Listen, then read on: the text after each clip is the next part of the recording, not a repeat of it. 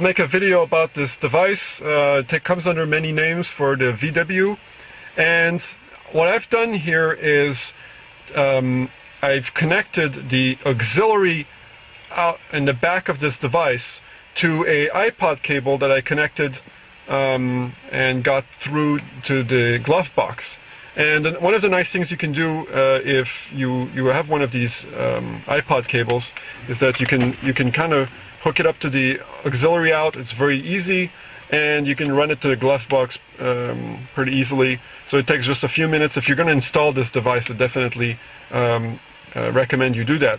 And the nice thing is now I can kind of leave the iPod in the glove box, and just kind of pull it out when I need to. Now I can also close the glove box, and it doesn't seem to damage the cable too much. There's kind of a gap here, so it's fine. Now you can use the front iPod connector, and that's great, and I'll show that. But the problem with that is you kind of have a cable there. But the advantage is you get on-screen control of the iPod. If you use the audio, video, and auxiliary from the back, you can get one of those latest cables. Now I have an iPod Touch, and this is a iPod Touch 2G. I got the latest fancy cable, and you have to make sure that when you buy one of these cables, you get the one that supports firmware 2.2. Don't get one of the older ones. And now what I can do is I can grab my iPod Touch here, and I'll go into the menu, hit auxiliary, and then I can go into, for example, a podcast and hit play. And what you'll notice is that not only is the audio coming out of my iPod, and right now I have it on mute, but the audio is coming out of the iPod, but it's also playing the video on the screen. So just if you want to, play some videos or stuff, you can do that. Now another cool thing I've done is that if you plug this latest generation iPod in the front connector, you will not get charging.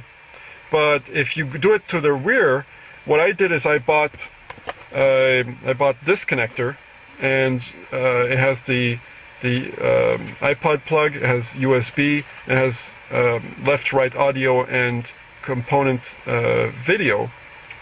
And what you can do is you can plug all these three to the auxiliary, and then you can plug this to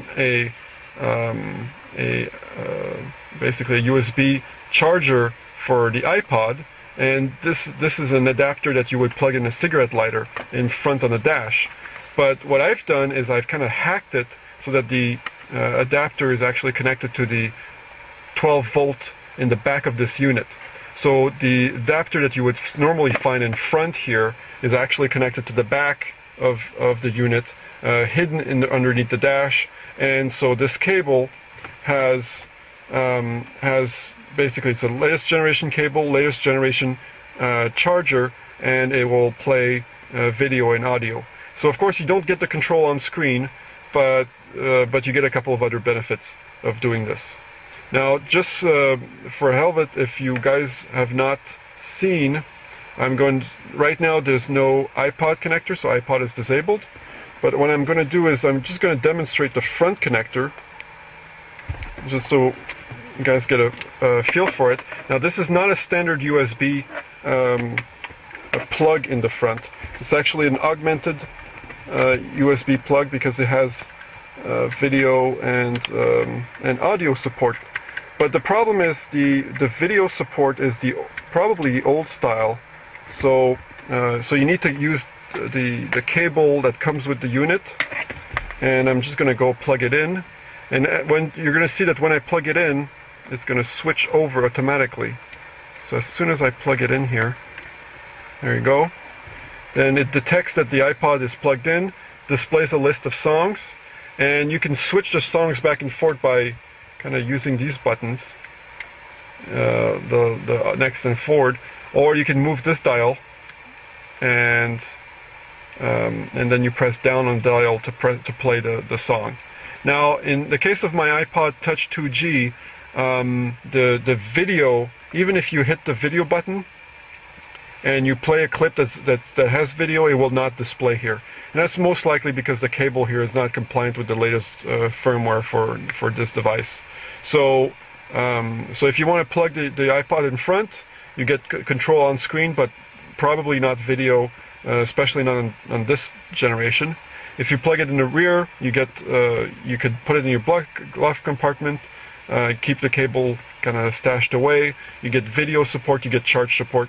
In this case, you'll notice here I don't have charge support right now because the front connector is not compatible with these units.